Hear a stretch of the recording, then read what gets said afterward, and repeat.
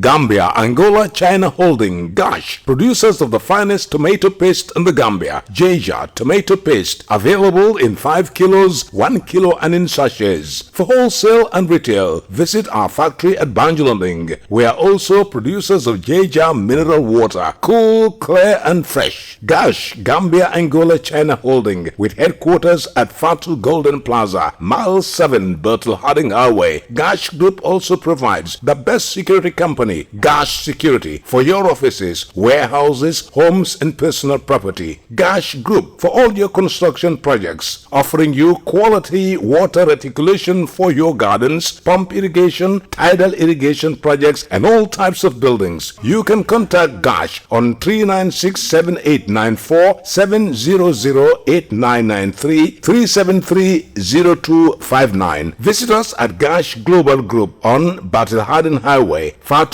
Golden Plaza. Our website www.gashglobal.com. Gambia, Angola, China Holding, Gash. Yunus English School. For quality and affordable education, look no further. Yunus English School has what you've been looking for. Yunus English School is a leading institution in the Gambia with nursery, lower basic, upper basic and senior secondary education with magnificent teaching and learning facilities. Yunus English School has highly qualified and experienced teaching staff preparing students for university and beyond. Yunus English School is an institution with distinct academic excellence, and the school operates not only in the usual 5 days a week but 6 days a week, Mondays to Saturdays, breaking a remarkable record on credit hour coverage for all our students. Contact Yunus English School today to register your children on 77-81443 or 707-0091 or still on 9249426. Better still, you can email yunusenglish@yahoo.com. At Yunus English School, excellence is a priority without compromise.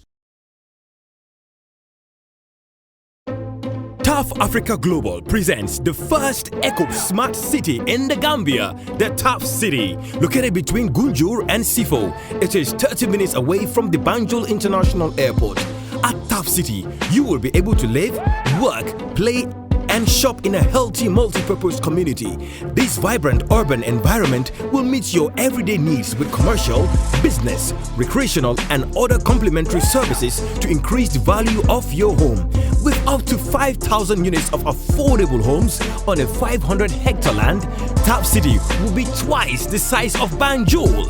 Prime location, stunning properties and amazing discount of 20% for the first 50 buyers. Make an appointment today to secure your property.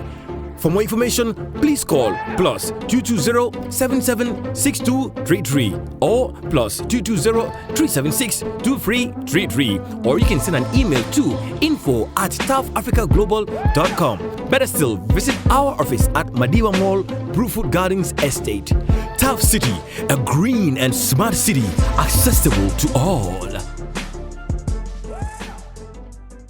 His Excellency President Adama Barrow has demonstrated his leadership for the development of the country. He has realized the importance of infrastructure for any meaningful outcome to take place. For inclusive development to occur, President Barrow prioritizes rural roads development, constructing highways, bridges, and rural feeder roads. Infrastructure includes the construction of modern markets, an international conference center, and making healthcare more accessible.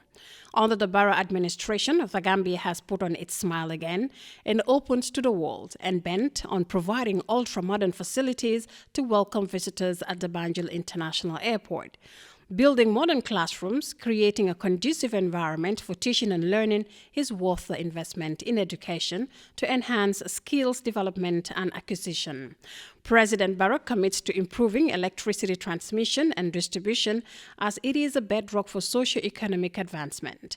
These are just the tip of the iceberg, while you are all invited to join the National People's Party to accompany President Adama Barrow to the IEC headquarters on Thursday, 4th November 2021, to present his nomination papers for the presidential elections 2021.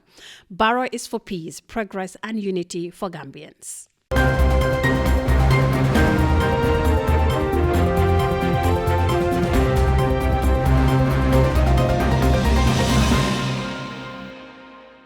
It's a warm welcome to our studio here in Serekunda. This is 30 News with me, Mamadou Bailabale. In the headlines tonight, President Barrow receives Indian Foreign Minister, UDP GMC submit nominations forms while JFA APP withdraw. Mamadi, KS Kamara, CA and GDC flag bearer Mama Kande files their nominations.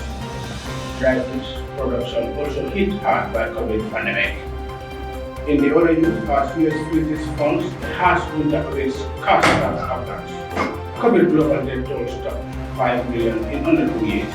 Australians in the home after international border reopens. But those were the headlines, and now the news in detail.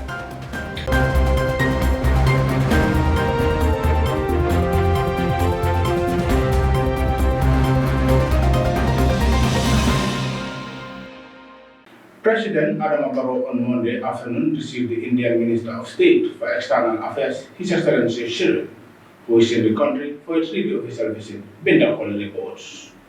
His Excellency Murari Haran described his meeting as a very fruitful and warm interaction with the President, stating that he informed the President about the two MOUs signed between the two countries on visa waiver and a comprehensive framework agreement for cooperation. The Foreign Minister stated that President Barrow fondly remembered the Indian President's visit to the Gambia in 2019 and that his administration is committed to cooperating with the Gambia in agriculture and infrastructure. President Barrow, he noted, is passionate about infrastructure as a fundamental component of growth. India, with lots of experience in agriculture and infrastructure, will be able to cooperate with the Gambia for the country to progress. He went on to say that the partnership between India and the Gambia will depend on the Gambia's priorities and requirements. His Excellency Murari Haran said India's cooperation with the Gambia would be at bilateral, regional and multinational levels. For Star TV News, I am Binta Colley. The United Democratic Party and the Gambia Moral Congress have successfully submitted their nominations forms at the IEC yesterday. The Gambia for All Party, led by Bakari Bunja Dabo, withdrew his candidacy as he sent a letter to the IEC that his party will not be submitting their nomination form. They announced over the weekend that they will be backing UDP in the presidential race. Jacqueline Colley reports. The APP met the IEC, whom they informed that they will be withdrawing from the nomination process. The APP, led by Dr. Ibrahim Jain, informed the Commission that they will return today, 2nd of November 2021. GMC's My Fati, who recently signed an MOU with Citizens Alliance and APP, called the Alliance for Change 2021, came after APP to submit his nomination form under the GMC banner. The IEC confirmed that he submitted all his documents besides his voter's card. Speaking to the press immediately after his presentation, My Fati said his main focus is now on his nomination as the GMC presidential candidate. Thousands of whom the future of this country depends on. This election is not about crowd. This election is about wealth. It is not about fame. It is about you, the ordinary Gambians. It is about your health. It is about your education. It is about your security. It is about our stomach. This election is about energy security. This election is a contest of ideas and not a contest of crowd, as important as that may be. Crowd is not going to govern this country. It is intellect. It is policy. It is raw gut to put an end to the cascading crime rate in this country, to ensure our law enforcement agencies have what it takes to protect our people, so that Gambia's development trajectory will be expedited. There are too many deaths, too many robberies, too many attacks. Our law enforcement, from immigration to the police force, to the national. The Alliance for Change was signed last Monday between GMC, APP and CA. The UDP leader Usainu Dabo, meantime, submitted his nomination form with a huge crowd of supporters that gathered around the IEC premises. He submitted all the required documents with his campaign schedule pending. Jacqueline Colley for Star TV News. Nomination continues today, Tuesday, 2nd November 2021, which marks the 4th day of nomination ahead of December 4th polls. Mamadi K.S. Kamara, an independent candidate, and Mama Kande of the GDC appeared at the IEC building to submit their documents. Khadija Danso was there and she filed this report.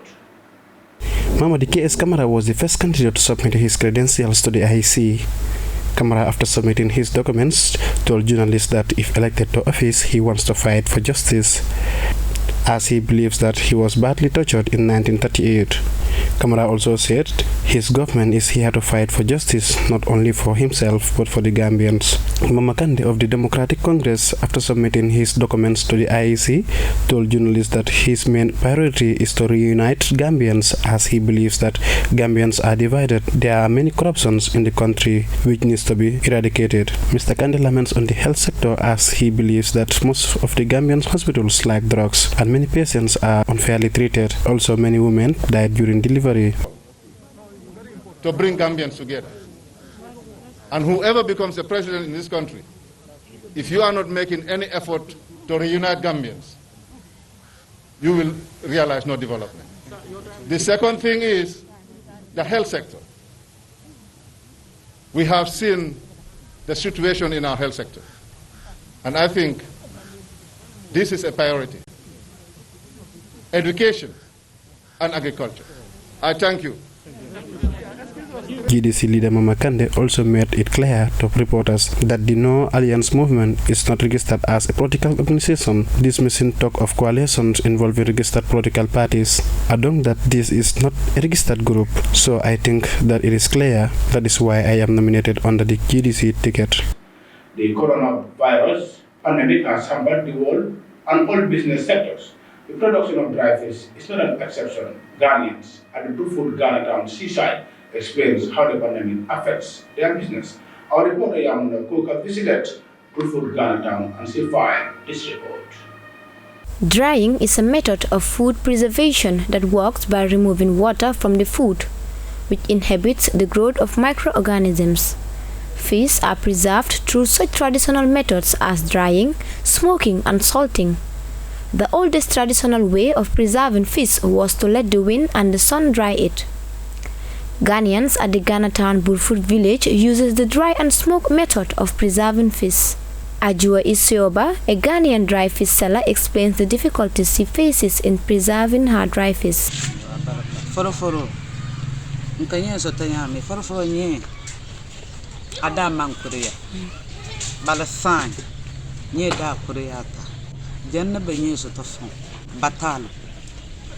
To get fish before is very cheap and easy for preservation, but now it is really stressful.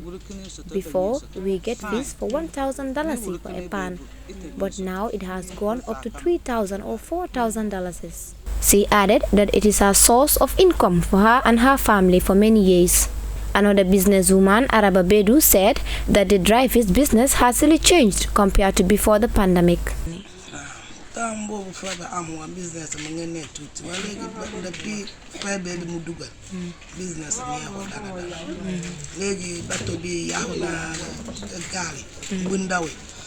By then, there was no pandemic and the business was going smoothly.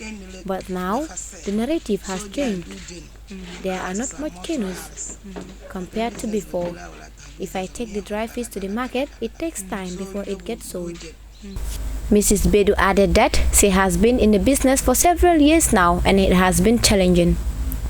Binta Baji, a buyer of the dry fish, said that during the olden days, people cook by using dry fish to add taste to the food and not these jumbos.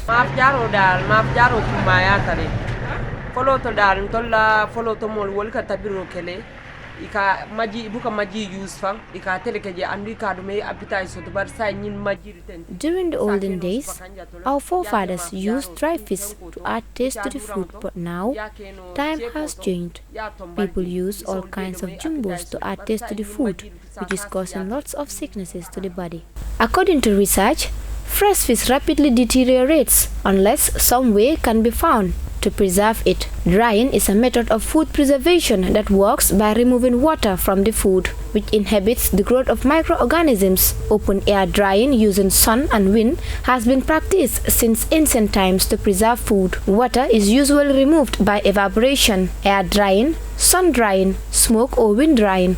Both In the case of freeze drying, food is fresh frozen and then the water is removed by sublimation. Bacteria, yeast and molds need the water in the food to grow. Drying fish effectively prevents them from surviving in the food. For Star TV News, I am Yamuna Kuka. Well, those were the local stories. We'll be back with the international news after this break. Gambia, Angola, China Holding, Gosh, producers of the finest tomato paste in the Gambia. Jaja tomato paste, available in 5 kilos, 1 kilo and in sachets. For wholesale and retail, visit our factory at Banjulunding. We are also producers of Jaja mineral water, cool, clear and fresh. Gosh, Gambia, Angola, China Holding, with headquarters at Fatu Golden Plaza, Mile 7, Bertel Harding Highway. Gosh Group also provides the best security company, Gosh Security, for your offices, warehouses, homes and personal property. Gosh Group for all your construction projects, offering you quality water reticulation for your gardens, pump irrigation, tidal irrigation projects and all types of buildings. You can contact Gosh on 396-7894, 700-8993, 373-0259. Visit us at Gosh Global Group on Battle Harden Highway, Fatu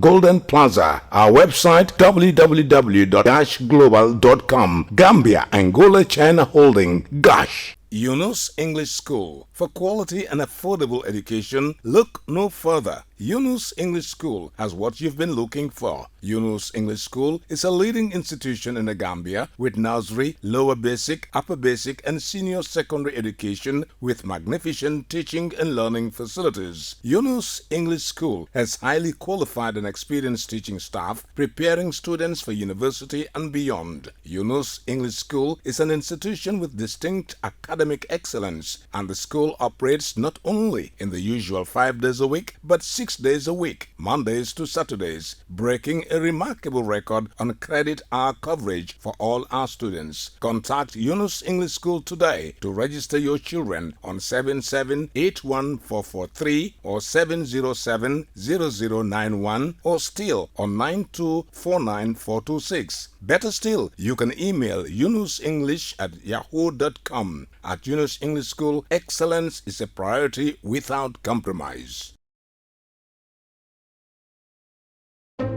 Tough Africa Global presents the first Eco Smart City in the Gambia, the Tough City, located between Gunjur and Sifo. It is 30 minutes away from the Banjul International Airport. At Tough City, you will be able to live, work, play, and shop in a healthy multi-purpose community. This vibrant urban environment will meet your everyday needs with commercial, business, recreational and other complementary services to increase the value of your home. With up to 5,000 units of affordable homes on a 500-hectare land, Top City will be twice the size of Banjul. Prime location, stunning properties and amazing discount of 20% for the first 50 buyers. Make an appointment today to secure your property. For more information, please call +220-776233 or +220-376-2333, or you can send an email to info@toughafricaglobal.com. Better still, visit our office at Madiba Mall, Brewfoot Gardens Estate. Tough City, a green and smart city accessible to all.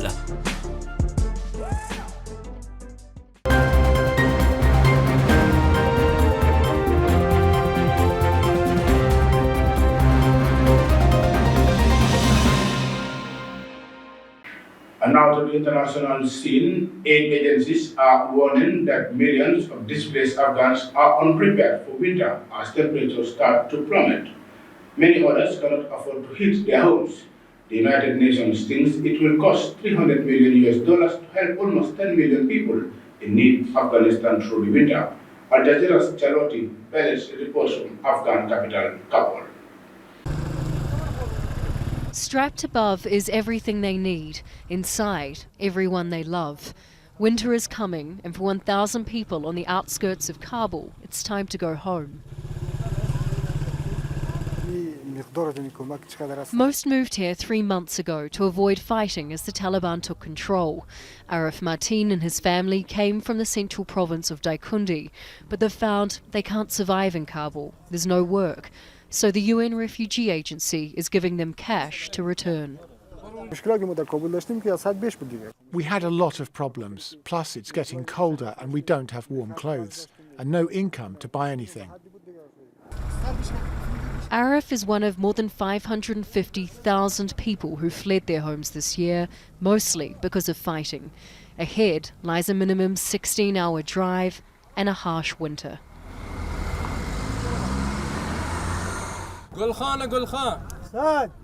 A day later, the United Nations turns to those who don't want to leave Kabul. It surveyed the city's poorest neighbourhoods and found these people to be the least likely to survive the winter. Taliban special forces man the entrances, providing protection as the UN hands out blankets, food and cash to cover people's rent for a few months. These people looking for help are displaced from faraway provinces, but they don't want to go home.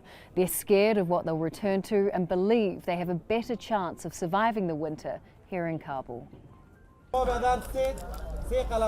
Displacement is a priority for the UN, but its resources are stretched. Every day it's running aid handouts like this across Afghanistan, responding to record levels of hunger, a severe drought and a stalling economy. That's why the appeal to the international community, the appeal to the world is understand that Afghanistan is inching towards a total breakdown of services. This is a countdown to catastrophe. Ramzia feels the crisis acutely. She is disabled, unable to stand after a reaction to a vaccine as a baby. She fled here from Kunduz in August with her stepson Ahmed Wali. She was 8 months pregnant. Soon there were 3. I don't have the courage to bear any more pain. I am only 26 years old and I've seen a lot. I've seen so much, and yet I don't even have 6 good memories of my life. 11-year-old Ahmed Wali has stopped his education to sell rubbish bags, earning $1 a day to help feed Ramzia and the baby. He tells us, "I love her a lot. I love her so much." He adds he is thankful to the people who brought the aid. Like many here, he doesn't follow UN warnings of humanitarian crisis and reports of food insecurity, but he knows life is harder than it's ever been. And without this kind of help, he and millions of others will not survive the winter. Charlotte Bellis, Al Jazeera, Kabul. More than 5 million people around the world have died from COVID-19, according to the Johns Hopkins University. But many experts say the actual death toll is much higher than the official figures. Al Jazeera's Gupta reports. From Johns Hopkins University. However, the World Health Organization is estimating the actual figure could be almost 3 times higher than that, higher than the figure the health authorities are suggesting. The virus was first identified in the Chinese city of Wuhan in December of 2019. Almost 250 million infections have since been reported globally. In a statement, the UN Secretary-General Antonio Guterres said, "This devastating milestone reminds us that we are failing much of the world. While wealthy countries are rolling out 3rd doses of the COVID-19 vaccine, only about 5% of people in Africa are fully vaccinated. This is a global shame." Here's Priyanka Gupta. People gasping for air, families torn apart, and governments forced to close borders and order millions of people to be confined to their homes. The COVID-19 pandemic has now killed more people than any other viral epidemic in the 21st century. But almost 2 years since the first case emerged in China's Wuhan province and a new coronavirus spread rapidly across the globe, effective vaccines developed at a record pace seem to be having some impact. At the moment, that average number of daily deaths worldwide is lower than what we were seeing last year. And a lot of that could be attributed to a combination of vaccination, people understanding how COVID infects people and what they have to do to control it. But in Russia, which produced the world's first domestically developed COVID-19 jab, many people are reluctant to take it. And that's leading to a record number of deaths. And after the initial optimism of a fast vaccine rollout in the UK, other parts of Western Europe and China, infections are rising. It'll be very interesting to see what happens in the Northern Hemisphere as, by and large, many countries have no restrictions at all now.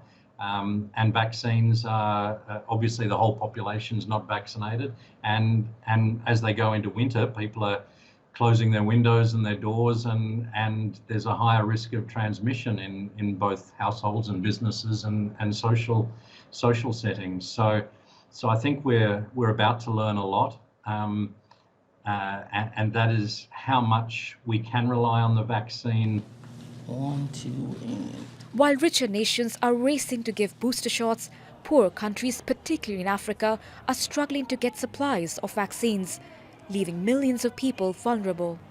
Conflict and poverty have already devastated healthcare systems in Syria, Yemen, Haiti, and the Democratic Republic of Congo, which have yet to vaccinate even 5% of their populations. The lack of vaccination in the poor world has a huge impact in two ways. For a start, many people are dying today that don't need to die, are getting very, very sick, are losing relatives. We still have a situation where nurses and doctors in some of these countries are not even protected against this killer disease. The pandemic seems far from over. But some countries like Australia, Thailand and Cambodia are preparing for a new way of life, reopening their economies with more vaccines and fewer restrictions. Priyanka Gupta, Al Jazeera. Many Australians have begun arriving back on home soil as part of its international border where reopened. Some of the world's toughest pandemic restrictions have left tens of thousands of people effectively shut out of their own country, but travel within the country is still a challenge. Al Jazeera's Sarah Clark reports. Jubilation and emotion as the first passengers touch down in Sydney and reunite with their families. A ban on international travel was lifted on Monday after more than 18 months. And now, fully vaccinated Australians are arriving without having to quarantine. It's a pretty emotional day today.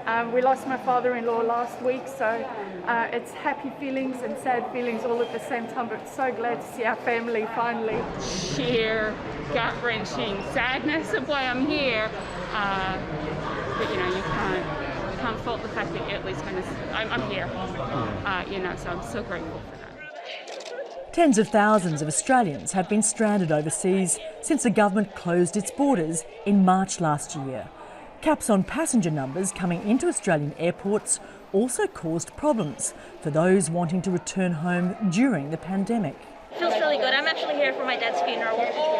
So I've been trying to come home for a year and a half. For now, flights are limited to Australian citizens, permanent residents and immediate families who are now free to travel without a permit. But that doesn't apply to tourists, visa holders and temporary residents. Even when Australians do get home, travel across the country is still a challenge. Quarantine restrictions still apply in states like Queensland, where I am, and the borders are still closed in Western Australia to those states and territories they consider high risk, like Victoria and New South Wales, even the ACT, which is classified as a low-risk jurisdiction. Susie Keedy is an Australian living in Hong Kong. She's due to fly into Sydney in 2 weeks' time, but she says her travel plans are complicated by different rules in each state. It's absolutely a logistical challenge. You know, my family are spread across New South Wales, South Australia and Queensland. So,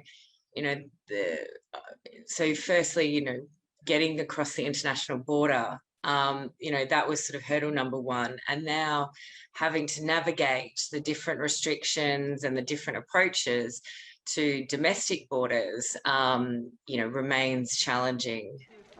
That's a hurdle these reunited families are willing to overlook for now. Sarah Clark, Al Jazeera, Queensland, Australia. And before we end the news, a quick recap of our main headlines. President Barrow receives Indian Foreign Minister. UDP gives second nominations comes while JFA APP withdraw. Mahmoudi, KS Kamara, CA and GDC flag bearer Mama Kande files their nominations. Dry fish production also hit hard by COVID pandemic. In the other news, our Swedish funds has been raised cash from Afghans. COVID global debt toll stopped 5 million in under 2 years. Australians return home after international border reopens. Well, that's all for this edition of the news. Enjoy the small moments, stay tuned, and enjoy the rest of the production. Bye-bye.